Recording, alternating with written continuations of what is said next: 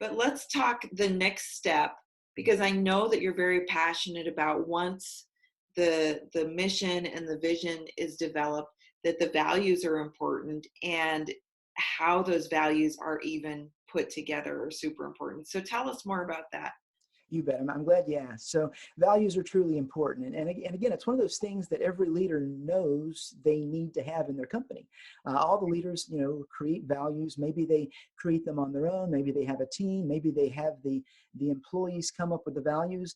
And again, they print them on the posters. They put them on the website. They train their employees on it. They put it in the materials and all of those things. And in some companies, they truly take hold and become part of the company. And other companies, they just become words on a poster and are rarely thought about again. And so I think the key to creating values that become meaningful and shape the culture really begins in how you create those values.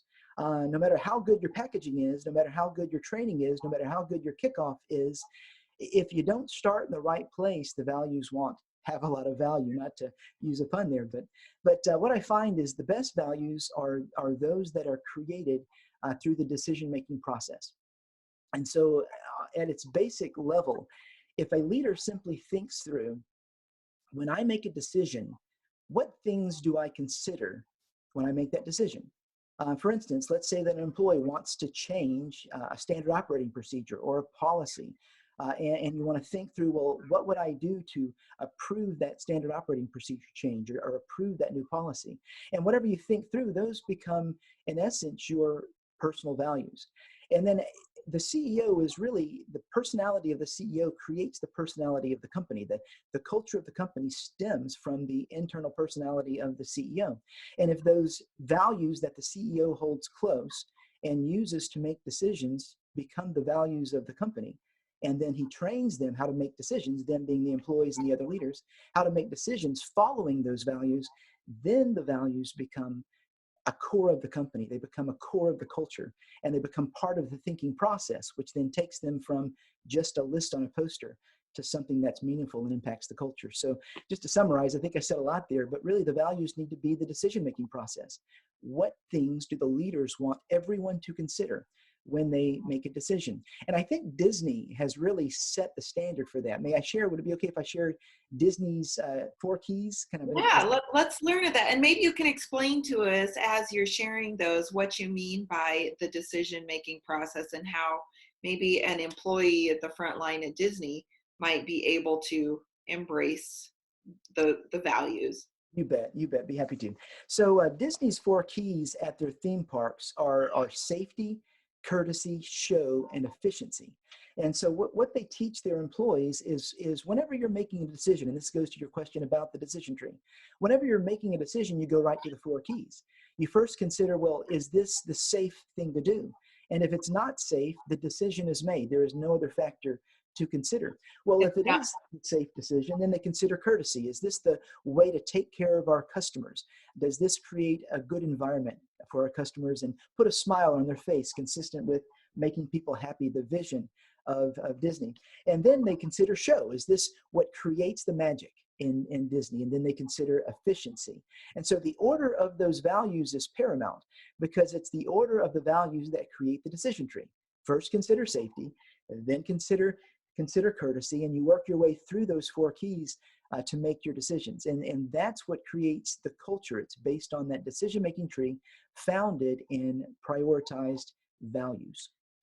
That's interesting that you use Disney, because I'm just, as you were listing those, I was thinking like, what a different experience Disney would be if efficiency was the number one value instead of safety or courtesy. And there, what a much different experience it would be, and how much that's contributed to their success. That's such a great insight, because they certainly wouldn't have the success that they do. I love that you talked about efficiency first, because that's what a lot of companies will put first is productivity, efficiency, process, and profitability. All of those things sometimes take the hierarchy.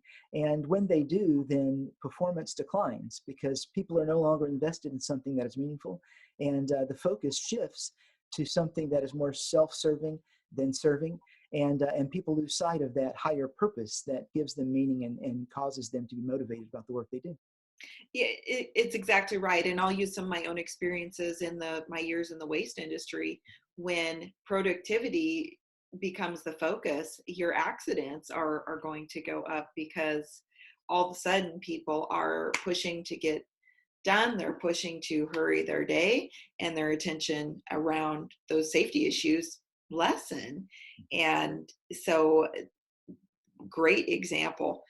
The other thing I love about what you've talked about is it gives a duplicatable way to explain the values to every single employee, from a manager to a supervisor to a frontline employee can use that decision tree to make the exact same, to arrive at the exact same decisions.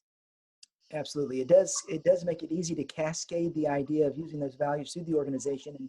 And what you hit upon, I think, was the key, is that it creates consistency in decision making. And what that leads to is real empowerment, because empowerment really is freedom within boundaries. And the values then create the boundaries that the employees can work within. And as long as they're following that decision tree, you know that their decision making, for the most part, will be aligned with your own.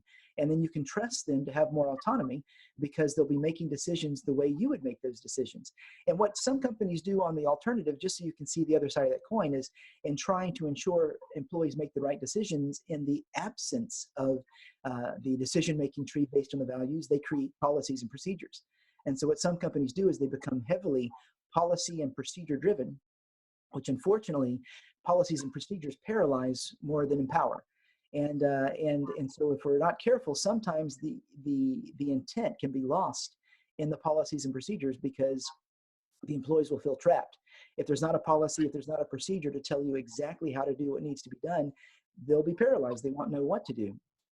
Or worse, they may be led to do something that could be unsafe, that could be the least effective way to do it because that's what the policy says.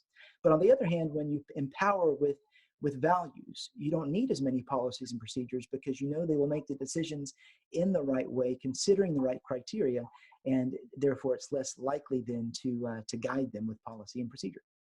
Wow, what a great point. And I know for myself that the last thing an employee wants is to be told that we're doing this because a policy says so. Absolutely. It just doesn't ring and sit well with them. And it feels like a cop out and somebody not taking responsibility. So the flip side of that, I love how you're pointing out when there is that solid ability to evaluate decisions that's common to everybody, then we don't need to rely on policies and procedures. That's right.